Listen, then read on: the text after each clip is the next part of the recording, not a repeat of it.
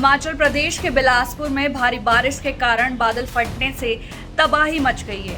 मंडी में भूस्खलन से 10 गाड़ियां मलबे में दबी है और कई सड़कें बह गई है। प्रशासन ने राहत कार्य शुरू कर दिया है।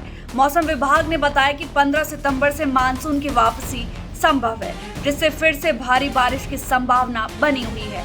जनता से सतर्क रहने की अपील की गई है। और भी खबरों के लिए विजिट कीजिए nationmirror.com और प्ले स्टोर से इंस्टॉल कीजिए नेशन मिरर ऐप।